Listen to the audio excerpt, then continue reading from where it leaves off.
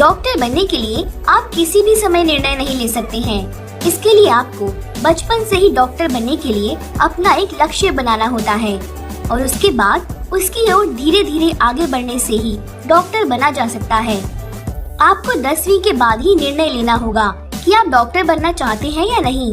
यदि हाँ, तो आपको 11वीं क्लास में बायोलॉजी सब्जेक्ट लेना होगा और अच्छे से मेहनत करके 12वीं में पास करना होगा, क्योंकि डॉक्टर बनने के लिए प्रवेश परीक्षा में मिनिमम 12वीं क्लास के हर सब्जेक्ट में 50% चाहिए। पहला, मेडिकल के लिए प्रवेश परीक्षा। यदि आप मेडिकल फील्ड में प्रवेश करना चाहते हैं तो आपको MBBS में एडमिशन के लिए ऑल इंडिया लेवल और स्टेट लेवल पर परीक्षाएं देनी पड़ती हैं। All India institute of medical sciences जैसे बड़े संस्थान सीधे प्रवेश परीक्षा आयोजित करते हैं। वैसे ऑल इंडिया लेवल पर CBSE द्वारा हर वर्ष अप्रैल माह में आयोजित की जाने वाली all India pre medical AIPMT pre dental test सबसे प्रमुख परीक्षा है। इस परीक्षा में सम्मिलित होने के लिए स्टूडेंट्स का बायोलॉजी विषय से 12th क्लास पास करना अनिवार्य होता है।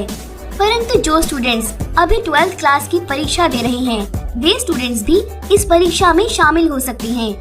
लेकिन यदि आप एंट्रेंस एग्जाम पास कर लेते हैं तो इसके बाद आपको MBBS में एडमिशन तभी मिलेगा जब आप 12th क्लास में उत्तीर्ण हो जाएंगे। इस परीक्षा को उत्तीर्ण करने वाले स्टूडेंट्स ही फाइनल परीक्षा में भाग ले सकते हैं। इस परीक्षा के बाद प्राप्त रैंकिंग के अनुसार अभ्यर्थियों को काउंसलिंग के लिए बुलाया जाता है और फिर उन्हें उनकी रैंकिंग के अनुसार कॉलेज अलॉट होते हैं। इस परीक्षा में सम्मिलित होने के लिए अभ्यर्थी को कम से कम 50% अंकों के साथ 12वीं उत्तीर्ण होना आवश्यक होता है। इसके अतिरिक्त उसे अंग्रेजी का भी ज्ञान होना चाहिए। इस परीक्षा में शामिल हो रहे स्टूडेंट्स की अधिकतम उम्र 25 साल से ज्यादा नहीं होनी चाहिए। अनुसूचित जाति व अनुसूचित जनजाति तथा अन्य पिछड़ा वर्ग से संबंधित अभ्यर्थियों के लिए अधिकतम उम्र सीमा में 5 साल की छूट देने का भी प्रावधान बनाया गया है। परंतु किसी भी वर्ग से संबंधित अभ्यर्थी AIPMT में केवल 3 बार ही सम्मिलित किए जा सकते हैं। दूसरा, डॉक्टर बनने के लिए शैक्षिक योग्यता। यदि आप डॉक्टर बनने की चाह रखते हैं तो सबसे पहले आपको 12th क्लास में बायोलॉजी विषय से पास होना होगा। 12th क्लास पास करने के बाद आपको बैचलर ऑफ मेडिसिन एवं बैचलर ऑफ सर्जरी यानी MBBS की पढ़ाई करनी होती है। MBBS कोर्स की समय अवधि 4.5 वर्ष की होती है। इस कोर्स को पूरा करने के बाद स्टूडेंट्स को किसी मेडिकल कॉलेज में 1 साल की इंटर्नशिप भी करनी होती है। इस कारण MBBS कोर्स 5.5 साल में पूरा होता है। यदि आप MBBS कोर्स में सफलता प्राप्त कर लेते हैं तो आपको मेडिकल काउंसिल ऑफ इंडिया यानी MCI द्वारा योग्य डॉक्टर के रूप में MBBS की डिग्री प्रदान कर दी जाती है। इसके पश्चात आप अपने इंटरेस्ट या योग्यता के अनुसार पोस्ट ग्रेजुएशन कोर्स जैसे MD, MS तथा उसके बाद रिसर्च कर सकते हैं। रिसर्च करने के पश्चात आप किसी मेडिकल कॉलेज या रिसर्च संस्थान में प्रैक्टिस के दौरान टीचिंग का कार्य आरंभ कर सकते हैं। तीसरा, प्रवेश परीक्षा का प्रारूप।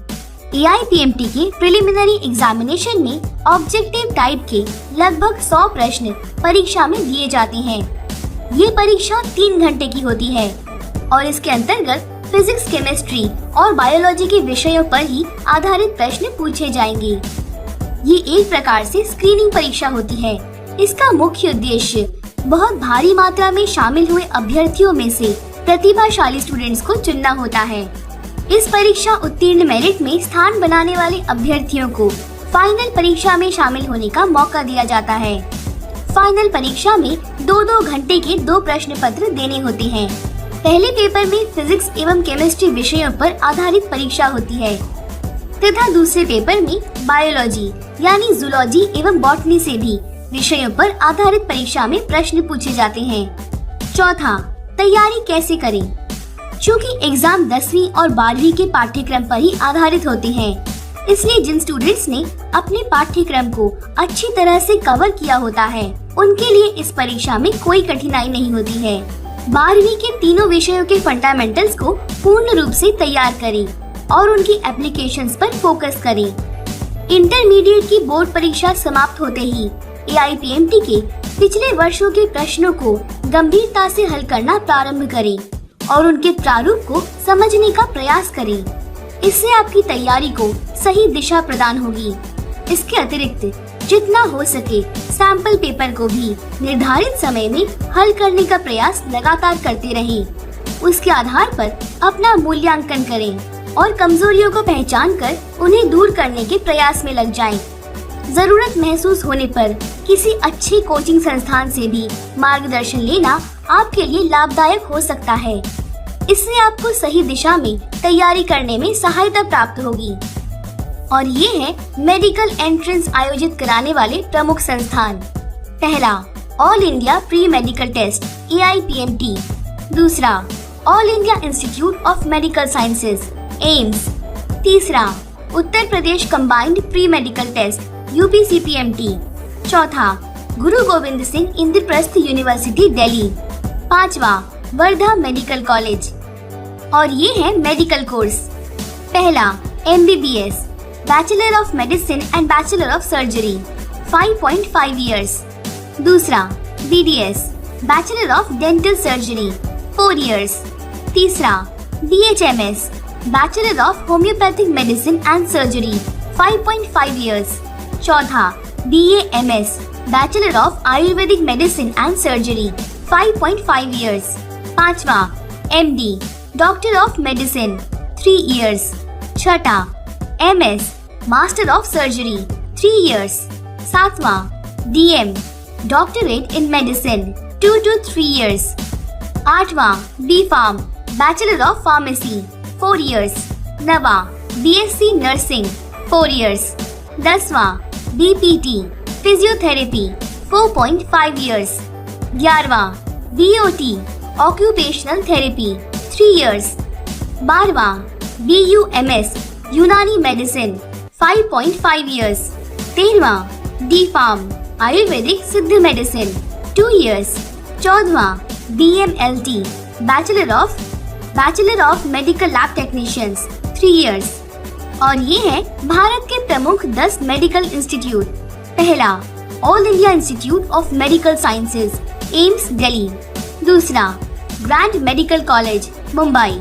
तीसरा, मद्रास मेडिकल कॉलेज चेन्नई। चौथा, lady Hardinge medical college LHMC Delhi. पांचवा, Maulana Azad medical college MAMC Delhi. छठा, जिपमेर कॉलेज पुदुचेरी। सातवां, armed forces medical college AFMC Pune. आठवां, Christian medical college CMC Vellore. नवा, Kasturba medical college KMC Manipal. 10वां, Shri Ramachandra medical college and research institute Chennai. और ये है डॉक्टर बनने के बाद नौकरी के क्षेत्र। पहला, बायोमेडिकल कंपनीज। दूसरा, हॉस्पिटल्स। तीसरा, लेबोरेटरीज। चौथा, रिसर्च इंस्टीट्यूट्स। पांचवा, मेडिकल कॉलेजेस। और हम उम्मीद करते हैं हमारा ये वीडियो आपके लिए बहुत ही यूजफुल और हेल्पफुल रहेगा।